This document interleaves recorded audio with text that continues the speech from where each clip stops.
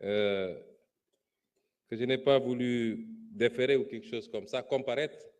devant l'Assemblée nationale. J'espère que vous ne rêvez pas encore de me juger. Mais je n'ai jamais eu de problème à répondre à l'Assemblée nationale. Je n'ai peur d'aucun député. J'ai été député ici à l'Assemblée nationale, où vous étiez 127 et j'étais seul. Et le peuple sénégalais peut témoigner que ces 5 années de députation, n'ont pas été en faveur de vos 127. Comment pourrais-je avoir peur de me présenter devant vous? Ce qui s'est passé, c'est qu'on a eu une assemblée qui a une attitude, une majorité qui a une attitude particulièrement irresponsable. Un gouvernement qui vient de s'installer et l'Assemblée s'agite, parlant de motion de censure et je ne sais quoi. Vous censurez quoi? Quel acte avait été posé pour justifier une censure, si ce n'est de la politique politicienne? Et vous avez assuré que vous ne censurerez jamais et que vous serez censuré.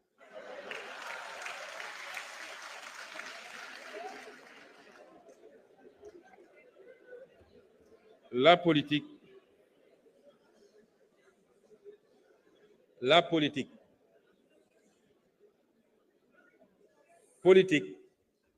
du rek doole. Politique xel moo ci ëpp. Politique comme làmb la booy dóor pour am ngemb la waaye yéen pendant 10 ans da ngeen topp dóor bi rek ànd ceeg soxar goo xam ne ñëpp gis nañ ko di dóor rek waaye fu ngeen mujje du kat appui de waaye biir bi nga moo ne fas ci suuf. Donc il faut apprendre de vos erreurs.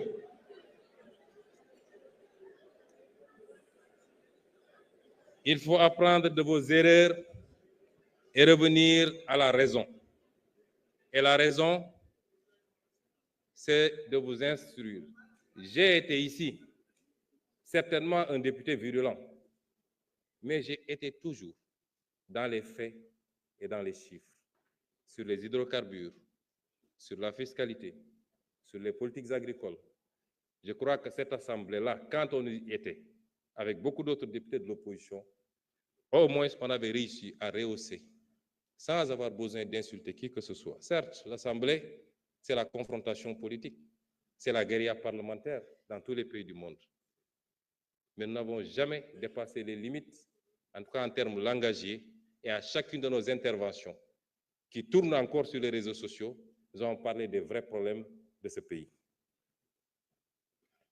C'est dit, ça a été posé, et bien posé, par l'honorable Cheikh Tidiane Youm. Nous avons présenté un programme, une vision ambitieuse. Li ñu présenté Sénégalais yi bu ñu ko defee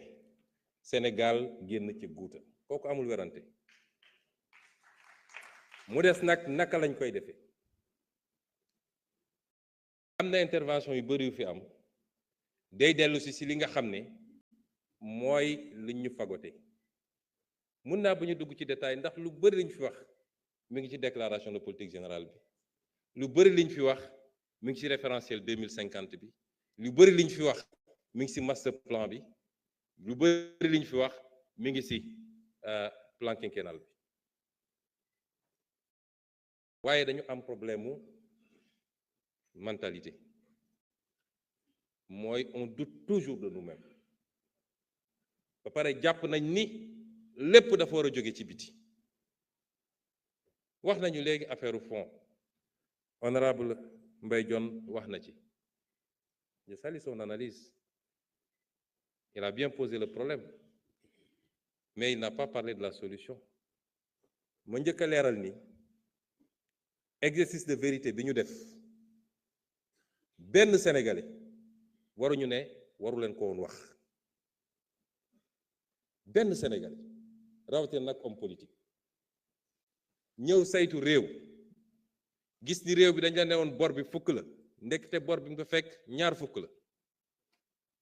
ñu ne la li manqué ci di nga soxla pour liggéey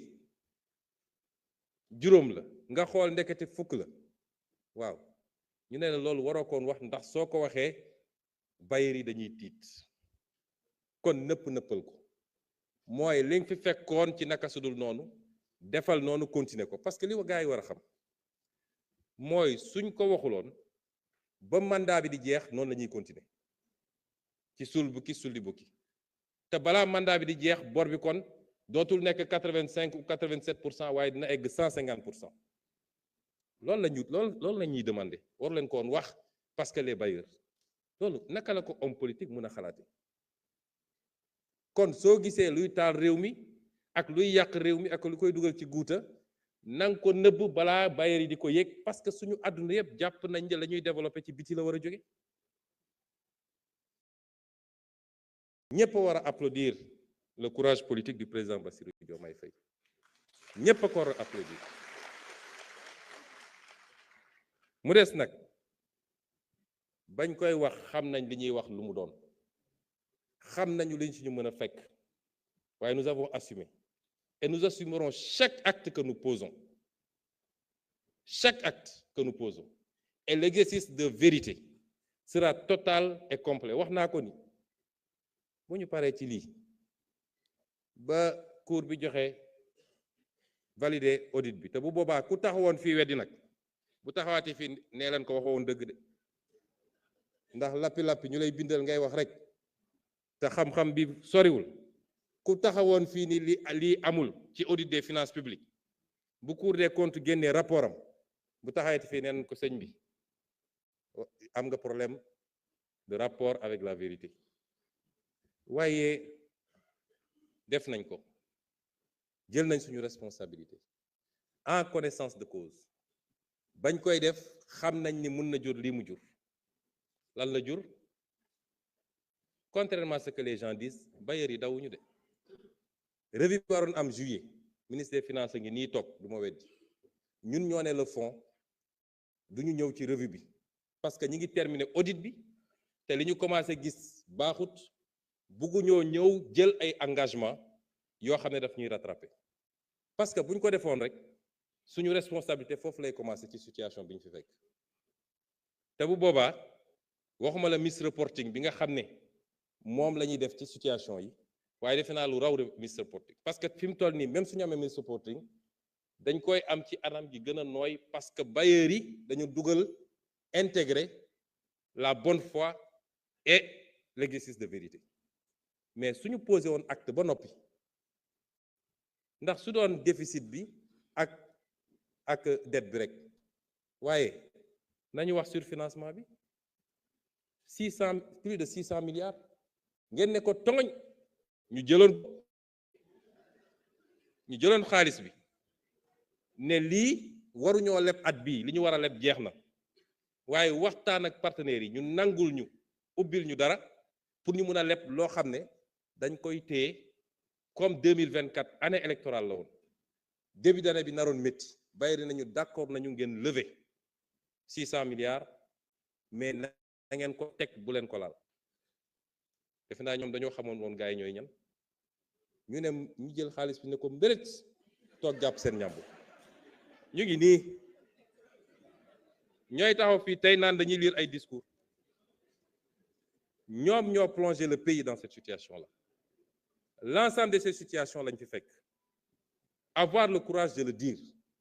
def nañu ay réunion bi ñu pare ministre des finances ngi nii ministre de l'économie ngi nii ministre secrétaire général mi ngi nii ñun ñëpp ñu daje palais on a fait plusieurs réunions qu'est-ce qu'il fallait faire de cette situation-là comment il fallait la gérer comment et nous avons pris notre responsabilité tous ensemble peut-être avec des divergences d'approche sur la méthodologie mais ñëpp dëppoo nañ ni bu ñu jël la responsabilité ñun de couvrir ça nañu wax sénégalais yi li xew moo tax bañ ko defee dañu wax bailleurs yi ne leen ma leeral ko fii te mun ngeen woo waa fond bi dinañ leen ko confirmer parce que loo wax ñu dem takk seeni presse di désinformer suba ak ngoon ci loo xam ne tegul fenn ba barki démb dégg ngeen ñu bind ne gouvernement bi moo demandé à ce que la Cour des comptes bañ a génne rapport ñu def nañu communiqué démentir ñu ne fonds bi du ñu ñëw ci rendez-vous juillet bi donte soxla nañu décaissement bi mais duñ jël décaissement ci conditions yi kon loolu ñun ñoo jël suñu responsabilité ma gaaral leen ni benn bailleur dawul Sénégal benn li fonds bi wax li Banque mondiale wax mooy ñi ngi xaar ba Cour des comptes génne rapport am rapport boobu waroon na génn semaine bële kon Cour des comptes dafa am tuuti retard dafa am retard mais normalement ñetti weer yi ñu ko mayoon jeex na le 12 wala le 18 benn ci ñaar yooyu kon rapport bi tey waroon na génn ñun ñoo gën a yàkkamti rapport bi ñun waaye damay rafetlu taxawaay Cour des comptes ndax xam naa ni liggéey bu mucc ayib la ñuy def bëri na fii samay ministre wala ay directeurs généraux yoo xam ne Cour des comptes bind na leen pour laaj leen des précisions ci tel ou tel aspect ça veut dire que dañoo bëgg a def travail bu pointu bailleurs yi dañu ne bu ñu toogee ba Cour des comptes génnee rapport am bu boobaa dinañu dellu si waxtaan ak yéen imma ngeen continuer programme bi fi newoon wala su ngeen bëggee ngeen renégocier programme bu bees loolu mooy li ñu waxante ak bailleurs yi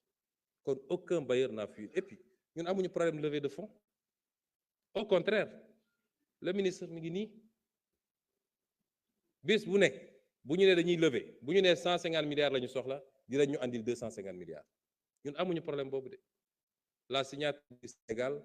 même si elle a été légèrement dégradée parce que li ñu fi def ñoom te ñun ñu révélé ko moo tax mais la signature est restée intacte ñun ñoo bëgg a dem vers une politique d'endettement prudent actuellement jafe-jafe yi ñu fi fekk moo tax sax ñi leb ni ñuy lebe mais bu ñu dépassé phase bi te li ma fi présenté ci ni ñuy utiliser les différents leviers pour le financement vous verrez que cette politique d'endettement là va changer radicalement mais saa yu ñu ne ministre des finances levé na temps sur le marché UEMOA wala levé na temps sur le marché international waaw ñu ngay lebati déedéet programme dañ koy gérer petit à petit on vous a dit voilà la politique d'endettement bu ñu bëgg a def mais politique boobu mënoo ñëw tey appliquer ko tey fekk ñu gas fi kan goo xam ne gas fi kamb goo xam ne kenn xamul nu mu toll donc on va y aller méthodiquement mais à terme et je vous l'ai dit li ñu war a njëkk a dajale moo tax ma ne problème bi gëm suñu bopp lay commencer ban réew la FMI ak banque mondiale développé ci àdduna ban réew moo dajale son capital primitif su dee mun naa ko woowee noonu sur la base du FMI de la banque mondiale ou je ne sais qui Chine da koo def Turquie da koo def France da koo def keneen ak keneen ñun ñu bëgg ñu enfermer ci logique boobu ñu gëm ko moo tax liy dellu day dellu ci citoyen bi kenn ku ne ci ñun gëm suñu bopp ñëpp dañuy wax souveraineté mais souveraineté ça a un prix souveraineté du toog sa kër rek naan souveraineté mooy li ñeneen ñi def ba am seen souveraineté parce que la première souveraineté mooy la souveraineté budgétaire et financière mooy nga am capacité loo bëgg a def nga def ko souveraineté ci xaalis tekkiwul ni dootoo leb waaye ni ñu ko waxee ci suñu document bi mooy ay fonds monétaires ak yu demee noonu ça des prêteurs en dernier ressort la souveraineté budgétaire financière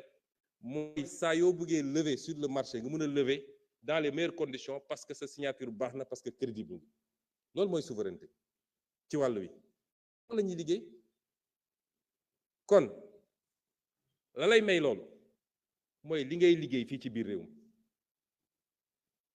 yàgg naa wax ku seet lire sama téere bi ma bind 2018 solution pour le Sénégal dem leen lire ko li ma waxoon ci naka la ñuy def ba dajale koom-koom ci réew mi ba dajale li nga xam ne fiscalité bi man loolu laa liggéey ay at man xam naa ni bu doon suñu potentiel 4 la benn bi la ñu exploité gu fiscalité bi dafa laaj nag ay réformes courageuses mais après dafa laaj ñu allier ñaar consentement à l'impôt ak consentement de l'impôt bokkul consentement de l'impôt mooy fii Assemblée nationale dañ leen di andil loi de finances ngeen voté vous avez consenti l'impôt